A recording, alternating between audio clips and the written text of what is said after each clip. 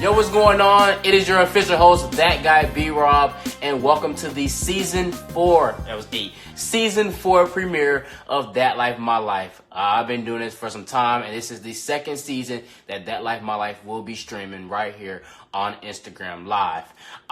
Couple things about this season. This season is focused on testimonies. My big vision for That Life My Life has always been to focus on the personal life stories and the testimonies of individuals. I'm looking to captivate the idea that although our lives are different, we have many similarities than we think.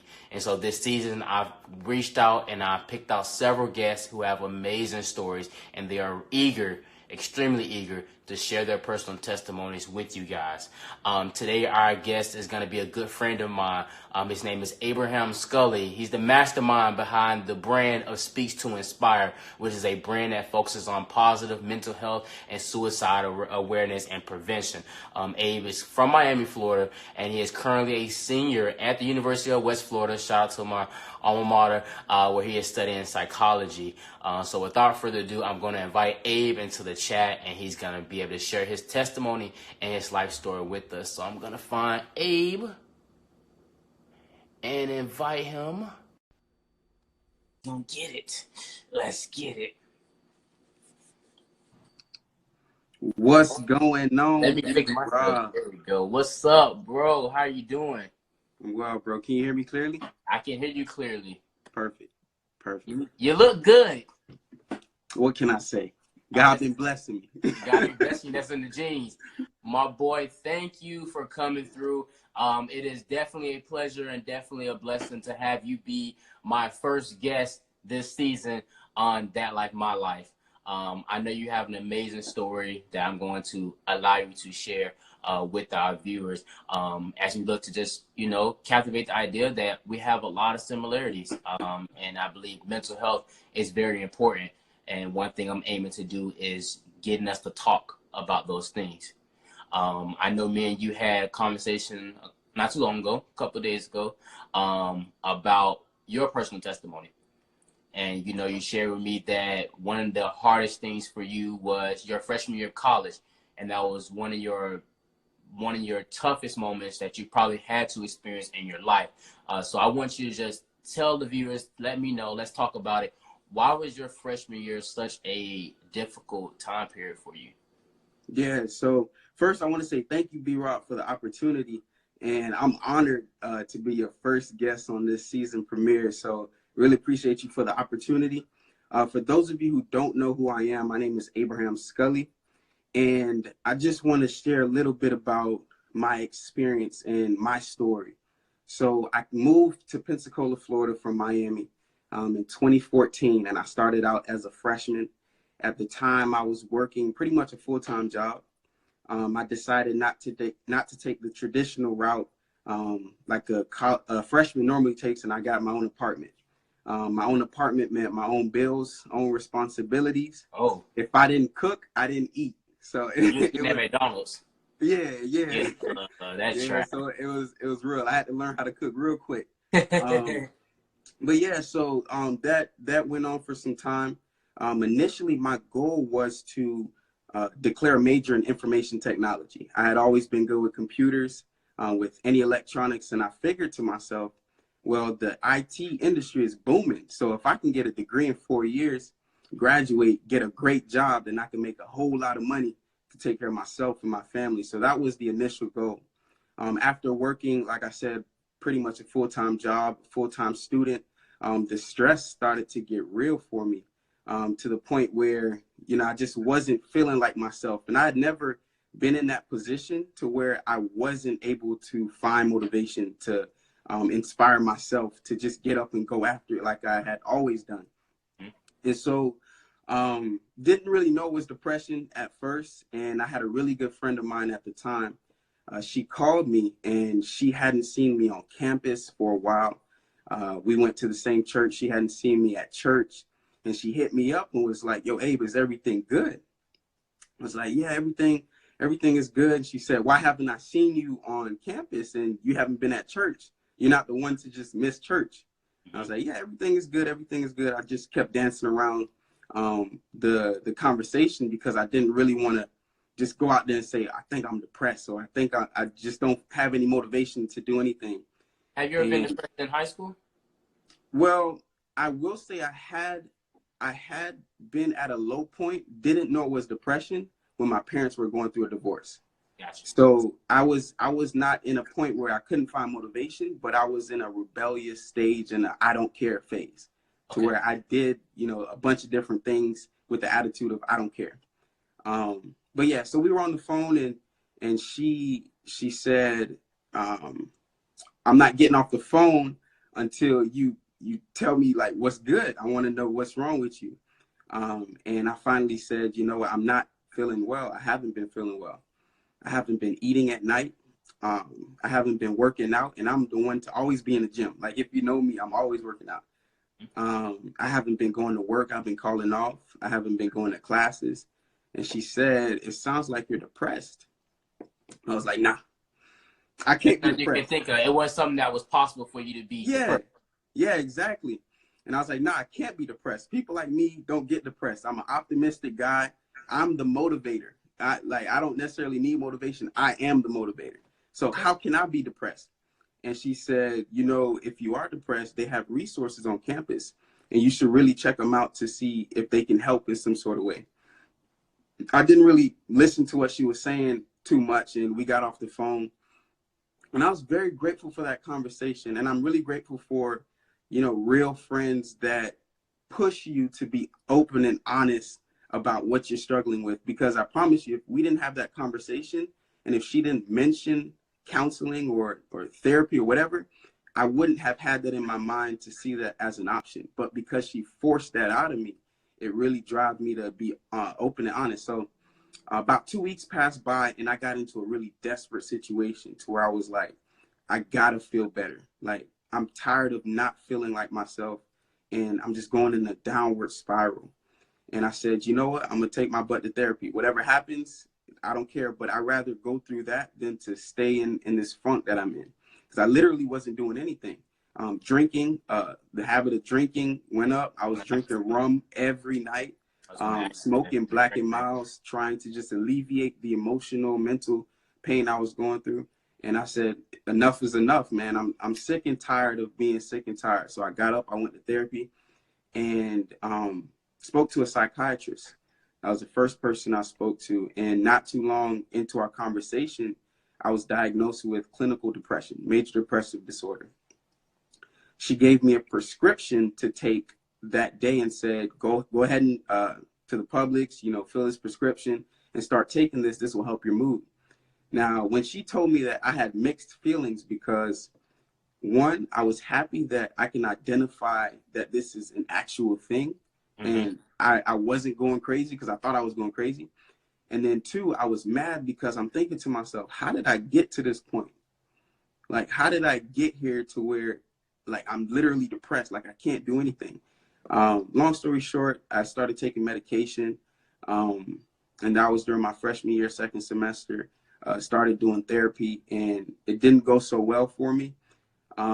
Had to continue switching medication. Well, not switching medication, but going up in dosage. And it just wasn't helping as we had expected it to. Yeah.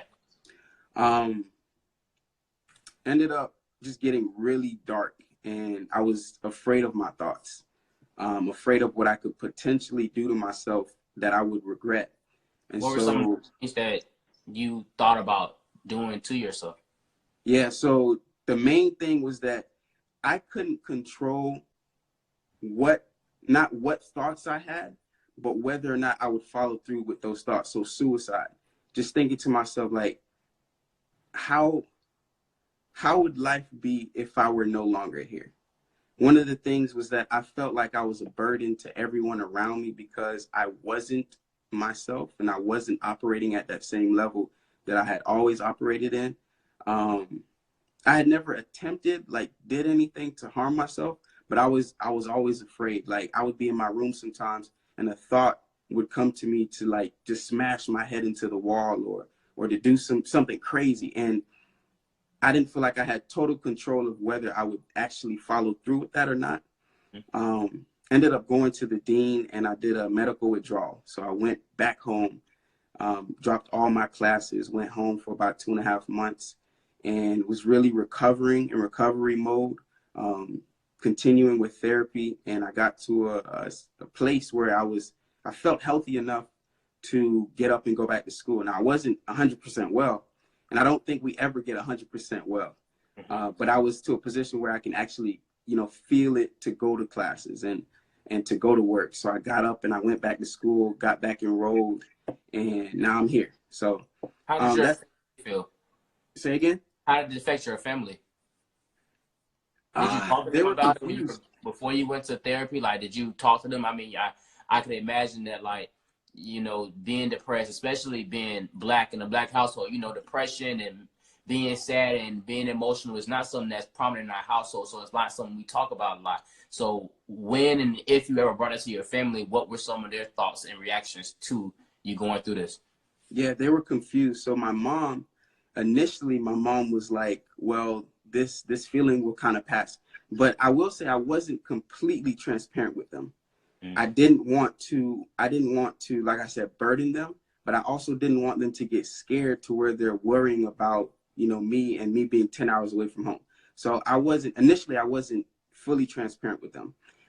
But their reaction, once I started to tell them, hey, I am actually depressed. This is a thing, because I actually got a diagnosis now. And I'm doing therapy and I'm taking this medication. They didn't necessarily, they were confused. They didn't necessarily just hop on the idea like, I'm proud of you, like, recover, do what you need to do to get better. But it was more so like I didn't need to take that approach in order to get well.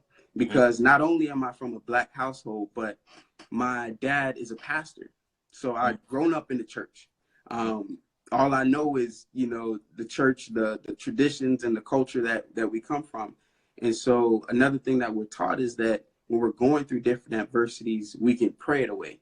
If we're feeling depressed, we can pray. Like, at one point, I literally thought that the reason I was depressed was because I wasn't in tune with God, or I wasn't spiritual enough, and this was a form of punishment. And so, and that also comes from culture and tradition. So I remember I had a conversation with my dad, and he asked, how was I doing? And I was like, I'm not doing so well. And I was just kind of telling him how I was really feeling. And he asked me, had I been going to church? And I said, not really. And he said, have you been praying? And I said, well, I don't really know what to pray about, so I'm not praying as much as I would normally pray. Right. And he said, have you been paying your tithes to the church? And I was like, no, I haven't. But I thought about what he was saying, and his approach to dealing with a mental illness, like an actual illness, depression, was to take that route, was to pray, and then I would suddenly, heal from that. And I'm not against praying, but I do believe that you cannot fix a mental issue with I heard Charlemagne say it, with a spiritual antidote. So if you need to see a therapist, if you need to see a psychiatrist, a counselor, you can't not do the work of seeing a counselor and just sit there and pray. As you're praying, God is telling you, yo, I've given you this therapist, I've given you this counselor, and you're sitting here praying when you need to actually get up and do the work. So his approach was pretty much pray, seek God for guidance to get through something that I needed to do the work for. So that kind of gave me some resistance with having that conversation with my parents. Wow. So when you were going through this in your freshman year of college, so you on your own, you started fresh in college, you got bills and finances. What overall helped you to never return to that point again? Like, what was the outcome? You went to therapy, you took this medication. Now what? Like, what pretty much put that fire in you to I'm not gonna feel this way again? What was that fire that was built inside of you? Man, so I will say, before the fire came, there was a shift that happened. So the shift was, I believe that when you're at your darkest point in your life, and you rise from that darkest point, you can literally do anything. You can literally bounce back from anything. So I don't have physical strength as much as I have mental, emotional, spiritual strength, like the stuff that you can't see. I don't, my emotional, mental strength is much more greater than what I can lift physically. And so that was the shift. The shift was that if I can come from this, there isn't anything that I cannot do. And after the shift happened it was just about doing the work. It was just about utilizing the systems that I had created in order to get well, and in order to bring my mental health to a place to where I was healthy and well, and then maintaining that. When you become this big mental health advocate, and it's like you and like myself, we become individuals that are not afraid to talk about our struggles, our feelings, and the act of being depressed, and also, you know, fighting suicidal thoughts. So what has helped you to become so confident and so positive within this mental health aspect to push a good image, especially being a Black male? Because that component is a whole nother avenue. Not only are you Black, but you're also a male and you have feelings, you thought about killing yourself. So how have you used that to kind of preach that amongst your peers, that it's okay to feel this way and that way, it is okay to get help? So initially I was scared as hell. Like, to be completely honest, I can't say I always had the confidence to just talk about being depressed. Like, and there are even sometimes with certain people and in certain conversations where I may hold back just a little bit because you don't know who you're talking to and you want to, you know, whatever. But yeah, I was scared. Like, I'm thinking to myself, after I get through this, I don't know if this will ever leave my mouth again. Because there's some shame that I felt. There was a sense of weakness that I felt, because when you're at a point where you literally can't do anything or you feel like you can't,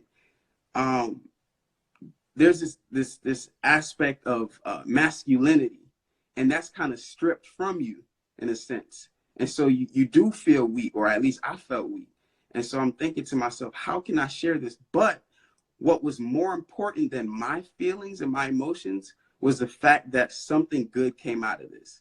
So I was thinking more of how many people this can help than how nervous or scared or shameful I felt about going through what I went through. There was this guy who told me the other day, we were having a conversation over coffee. He said, your trials become your anointing, or your trials become your power. And my true strength and power came from depression, came from being at my darkest moment. And so the confidence really comes from the fact that I believe and I know that this is going to help somebody. Yeah. There's no doubt in my mind that when I open my mouth to speak, when I'm having one-on-one conversations, like the conversation that I had with you the other day, I believe and know in my heart that what I am going to say will help somebody, because I'm sharing my truth. I'm sharing my I'm being vulnerable. I'm being honest. I'm being transparent. And transparency and vulnerability is what shows true strength. So if I can show you that, then not only do you feel empowered to do the same, but you feel like you're not alone in a situation. Or so the confidence comes from just, I know it's going to help somebody, so I might as well do it. Even if I'm scared, even if I'm nervous, and then just doing it over and over and over time, I kind of get used to it. So, okay, hold that thought real quick. So I explained to you the other day that I do have various segments that I want to do with my guests to give our viewers a chance to get to know you more. Yeah. And so the name of this game is That Life or My Life. And so what Abe is going to do is I'm going to ask him a series of questions, and if it applies to him, he's going to say my life. If it doesn't apply to him, his response is simply going to be that life. You ready? Got you. I'm ready. Let's get it. All right. Your first statement is, I love country music. My life. Let me tell you. Can I explain myself? Go ahead. Why do you? All right. Go ahead. So look. Country music is depressing. You think so? I can't listen to country I can get lit off some country music, bro. Certain songs I can get lit to. Why? Go ahead, explain. So look, this is what happened. I moved to Pensacola and I was working at a bookstore, right? Mm-hmm. And so one of my coworkers only listened to country music. Did my connection go out? It did something weird, but you're still here. We still can see you. Okay. Yeah. So he only listened to country music. So when he was at the store, he literally had control over what everyone listened to. And so listening to country music every single day, you kind of get an ear for it. And then you start singing the tunes, and then you're like, oh, this isn't as bad. Oh yeah, you were an intern or a volunteer with Cat Country. Well, that too. But before that, I was working at a bookstore, and that's when I really got into country music. So yeah, that's my excuse. Moving on. I prefer Netflix over Hulu. My life all day. I like Hulu. I'm not into shows as much. I like movies. I have lived in another state. Visited don't count, right? Nope, lived. Okay, that life. Okay. I have siblings. My life. How many do you have? It's 7 of us. 7. Wow. Are you the oldest, middle? I am the second oldest. I got an older sister. Okay. I have never been in trouble with the police. I have never, so I have. Never. So that would be my life. Yes, you have been in trouble. What'd you do? So it's something dumb, and my boy Dion is on the live, so he already. So he has something to do with it too. So it sounds like you have a group of troublesome friends. Yeah, so it's something real dumb, and I laugh at it today. My sister just hopped on the live too. Oh, so this so I was in 8th grade, and like I said, during my the time when my parents were going through a divorce, I turned into the worst kid possible. Like just getting into a lot of trouble, suspended a lot. And it was the first and last time I'd ever been arrested. They put handcuffs on me, the leg cuffs on me, went to the detention center, all that. Like, and it was just crazy. And the entire time I was like, I don't care. I don't care what you do. I don't care what happens. I was in a mind state that I felt as if what they were doing was against me, and I had to do something to show them how hurt I was because of the situation of their divorce. But what I did was I took firecrackers to school, and listen, don't laugh at me. Don't laugh at me. So I think it was like Independence Day or 4th of July, something like that. And I took set the school off, huh? No. I took leftover smoke bombs, and I had them in my pocket. And I took some of my boys to the bathroom, and I was like, yo, I'm about to light these things up. And everybody was like, no, don't do it. And in my mind, don't do it sounded like, I bet you won't. And if I felt like they were just egging me on. And so I lit the firecracker or the smoke bomb, threw it in the corner, the whole thing smoking up. I picked it up, threw it in the toilet, flushed it down. And I would have gotten away with it, but somebody snitched, bro. Somebody snitched on me. They got it on camera. They didn't see me on camera, but they saw somebody. They ended up calling that person. I'm not gonna say his name. They called him to the office, and he snitched, and I got arrested. So yeah, I have been. First and last time. I will never do something stupid like that again. Don't laugh at me. Who is that? Timeless. Don't laugh at me. Wow. That's Ty. I like scary movies. What'd you say? I like scary movies. That life. Ooh, I love scary movies. Yeah, I don't like them. I feel like most people don't. Yeah, I think the last one I watched was a Paranormal Activity, and it was just too real. It was too real for me. Yeah, Paranormal Activity is a trippy little series, so it was. Yeah. Lil Wayne is the greatest rapper alive. That life. Who do you think is the greatest rapper alive? It's either Kendrick or J. Cole. You are the realest. Happy birthday to J. Cole. You are the realest. Yes, realest sir. man alive. Thank you. Yep. I played sports in high school. My life. What'd you play? I played football and basketball. What position? Yeah. Quarterback and then power forward. Okay, were you good? Really good. Great. Really good. Oh, you're really good. You're great. Yeah. All right. I have a tattoo. Yeah, my life. How many? 1, 2, 3, 4. Oh, you had it. A little bit. Not like you. I don't have any. Nah, stop. I don't have any. And the last one is my call Instagram. For real. That's the second time.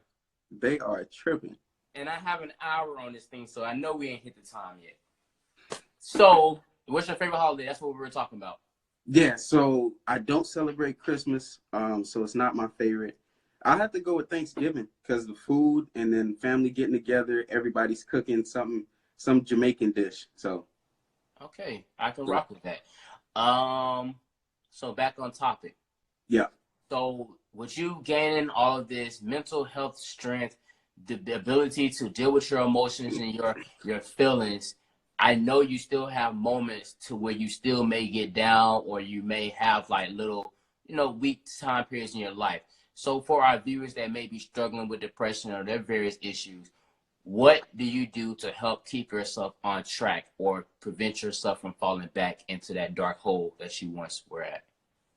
yeah. So I think so. Thanks for bringing that up because a lot of people think because I had overcome the depths of depression that I don't get depressed no more. That's a lie. I don't get anxious no more. That's a lie. Um, the thing that I've learned though is putting systems in place. So the proactive approach rather than being reactive when we get to that low point.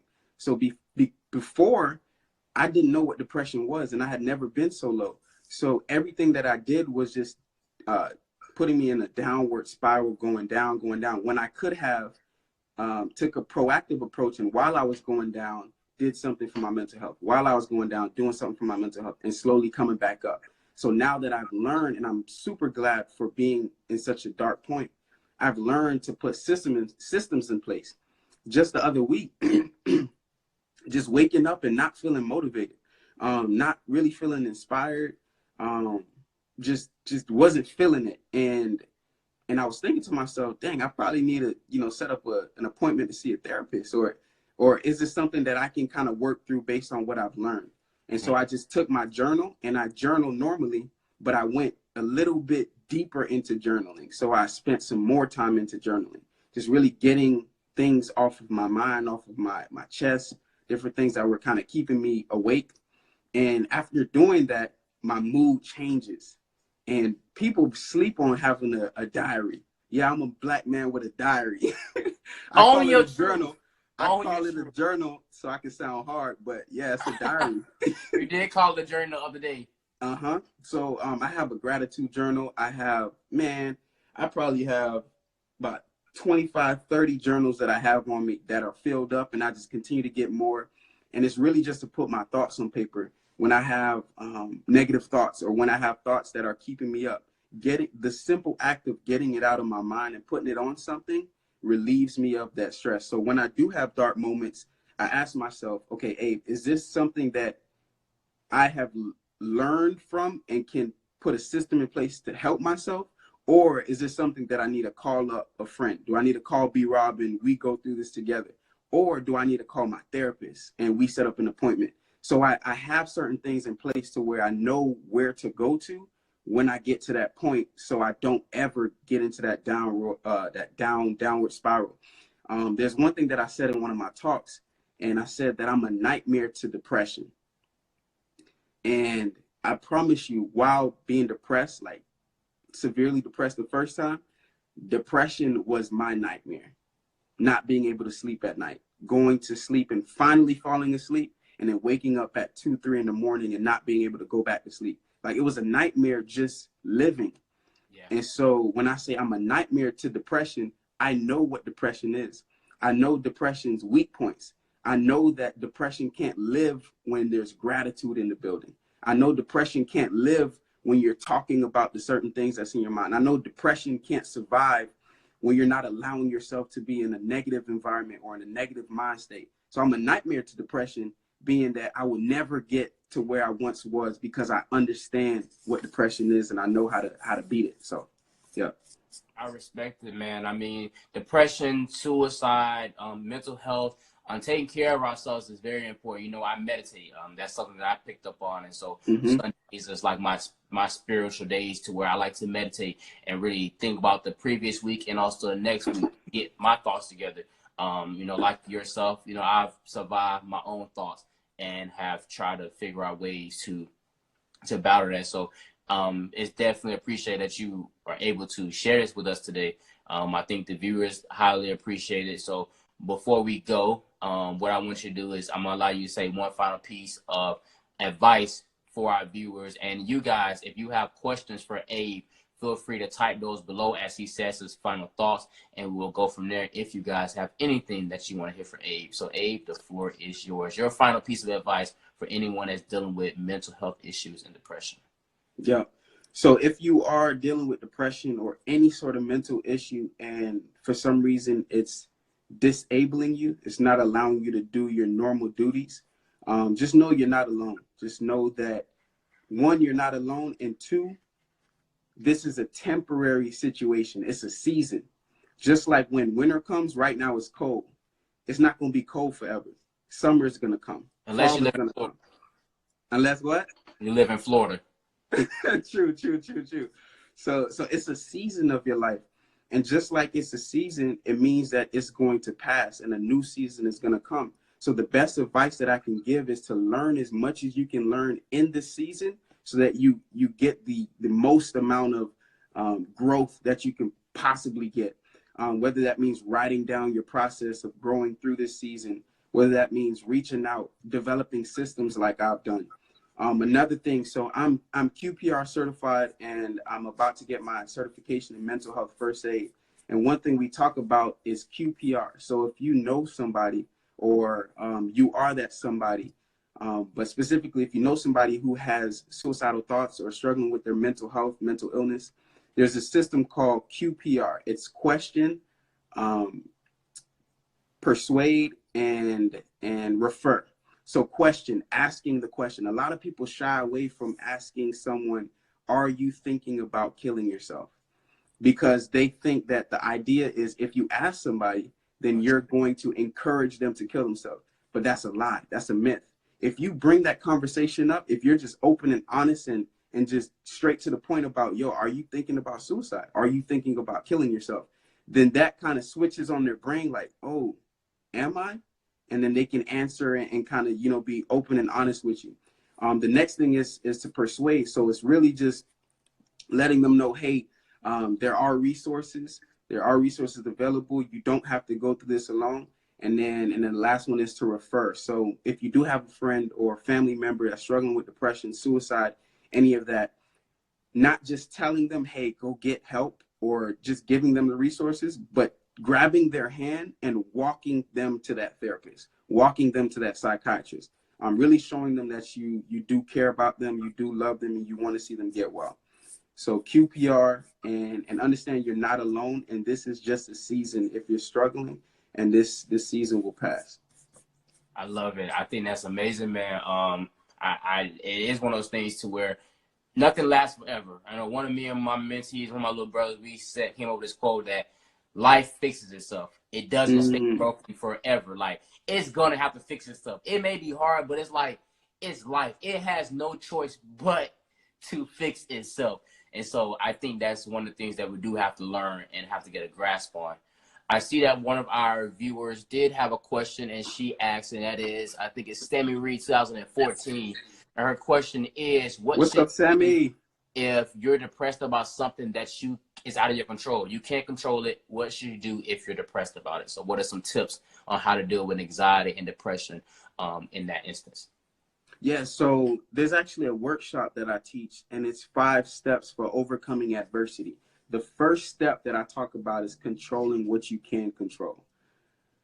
Disappointment and discouragement comes from our drive and our desire to control what we cannot control. Like, you can't control the weather. You can't control other people's feelings and emotions. You can't control whether or not you have negative or positive thoughts, but you can control your actions. You can control what you do about it. So that would be the first thing, just thinking about what you can control and not too much focusing on what you can't control, because then you feel stuck. You feel like you're not, serving the person or the situation, and then you end up not moving at all. So always thinking about, okay, this is happening.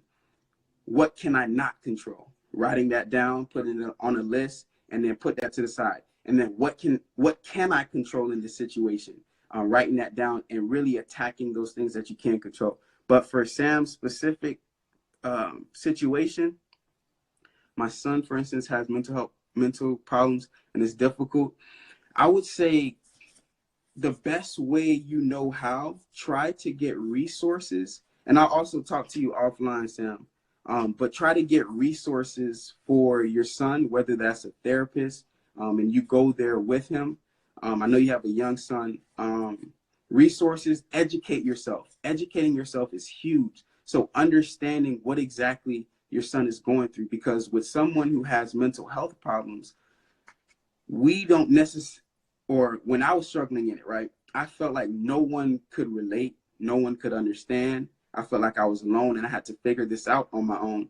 And therefore I didn't seek help. I didn't reach out for help because I'm like, well, nobody would get it anyway. And I can't even explain how I feel anyway. So if you educate yourself on what your son is going through, you put yourself in a better position to be there for him. And when he says, I don't want to talk about anything, then you don't press the issue, but then you come back again and say, hey, remember, I'm still here. Let's talk. But just understanding and educating yourself so that you can help him when he does have those low moments. Appreciate that, Abe. Another question from MKels410. How do you help someone who doesn't open up about their feelings and emotions? So this one is big because for me, it took a lot for me to open up and, like I said, seek therapy and get help. But like my friend did, she didn't let the issue go. Like if you're a real friend, not if you're a real friend, but with someone who's depressed, you have to show that you care times 10. You have to show that you care times 100. For someone who's doing well mentally, you can show them that you care and they might not need as much attention or as much compassion. But for somebody who's depressed, you got to do that times 10. So with someone who may not open up about it, bring up that conversation every single time and be subtle about it. Like say, yo, you want to grab something to eat? Let's go to the movies. And then while you're at the movies waiting for it to start, hey, is there anything you want to talk about? Is it like just bringing it up, just continuing to bring it up. And as soon as they break, because for me, it was at a point where I broke and I was like, shoot, I'm going to have to be open and honest with her. And when I did, she was like, therapy, counseling, and then in my mind, I'm like, oh, shoot, let me try that. So continuing to bring it up, continuing to, you kind of got to force feed that person. And then if you have a similar situation that you think they can relate to, empathy is always good.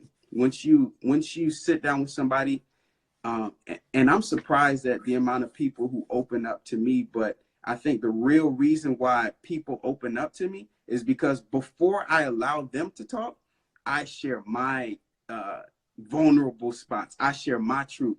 And then they're like, damn, like he's with me. Like he's sitting in there with me. Right. And then that gives them the comfort, the confidence, the courage to say, all right, let me share. So if the person that you want to help or you want them to open up, if they don't know anything about you, they're not going to open up to you because they don't know you. Right. And you want them to feel like you're in there with them. And then you'll be surprised at how quickly they open up. And once they open up and you identify that their situation is severe, then you educate yourself, get the resources, provide them the resources. There are suicide hotlines that are on 24/7. There are therapists. If you're a student, I believe it's on every campus, but you have free visits to free access to counselors and therapists as a student. And then for your job, if you have job, most of the time your benefits include you being able to see a therapist if you need, or any mental health services if you need medication, whatever the case is. A lot of times jobs do provide that, but also schools if you're a student. All right, I appreciate that. And last question we're going to take is from I Strive to Be Great. I strive to be great too, so I love your IG name. So the question is, how big, and I think I love this question because it's something huge. How big is it to notice and understand your past in order to defeat your mental illness? So I guess how important is it to be real with yourself and face reality in this? Yeah, so I think a lot of our traumas and a lot of what we struggle with today come from our childhood. And I think that belief has only come to me from studying psychology, because I am a psychology major.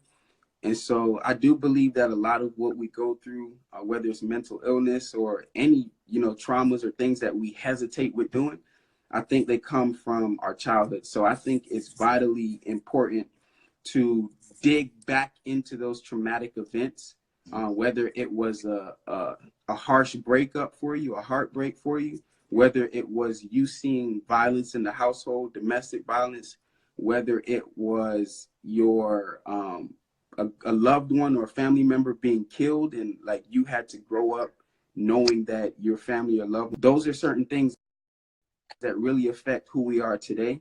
But because they happened so long ago, we don't think we have to uncover and unpack those certain things. But if you really think about it, most of our actions stem from the core of the traumatic events that we've gone through. So I think it's vitally important to dig deep. And if for some reason, like for me, there are certain things that I just don't remember. And it's because I've allowed myself to push it so far back that I can't remember, because Right. I didn't like feeling how I felt when I was there. So if you do need help, then therapists are trained professionals. They're licensed. They're there to help you to uncover those things and help you to remember those traumatic events. I remember once I was having a conversation with my therapist, and we were talking about my dad and just my relationship with my dad. And out of nowhere, I was tearing up a little bit, and I didn't even notice I was tearing up. And she stopped me and she said, let's sit right here for a little bit. Let's stay right here. What happened? How are you feeling? And she helped me to really uncover that and kind of discover certain things that I had covered up. So a therapist, they're really good with that. If you have a really close friend that you are close, that you are comfortable with opening up with, that's really good. I got a lot of therapists in my life that aren't necessarily licensed. They're homeboys and homegirls as my therapist, but I also know the importance of having a professional. So, Hey, man, I appreciate you for answering those questions, man. I definitely appreciate everyone for tuning in. One quick thing I want to do is shout out my various sponsors who help support That Life My Life. The man behind the brand with all my design and my merchandise is the Silas Design. So if you need promo done and shirts done and whatever done, he does it all. Also want to shout out Swole Hemi Beats, who created the official That Life My Life theme song. It's amazing. So a little do-do-do. He created that song, so I love that as well. Different apparel, clothing brand. You guys looking for new clothing and Black-owned businesses to support? We do have our very own discount code, so use discount code TLML and you can copy some merchandise. And last but not least, Real to Real Visuals, the man behind the camera in seasons 2 and 3, I believe, of That Life My Life, where he shot our footage. Abe, you have been amazing. You are great. I appreciate you for sharing your story. And Instagram, we got some beef that we're gonna have to work out because you interrupted our lives twice. And this has been a great interview, but it's okay. We have 3 parts of it, and we'll definitely let our viewers check it out. Make sure you guys follow Abe at Speaks to Inspire. That's his brand. And also you follow his personal page at Abraham Sculley, and keep up with my boy as he continues to change the world and inspire positive mental health and growth. And I have been your official host, That Guy B.RoB. So if you don't follow me, be sure to follow me on my page at That Guy B.RoB, and also follow the official That Life My Life Instagram page. Yes, sir. I appreciate you, bro. Thank you so much. Thank you guys for tuning in. I will see you guys on February the 10th. Super Bowl is this Sunday, so there won't be an episode this Sunday, but we're back in motion for TLML Sunday. So every Sunday will be a new episode of That Life My Life. New guests, new experiences, new testimonies. It's going to be a lit season, so be sure to follow us and stay tuned for updates. Yeah, appreciate you guys tuning in. Thank you, Abe. Appreciate you, B.RoB. All right. Yes, sir.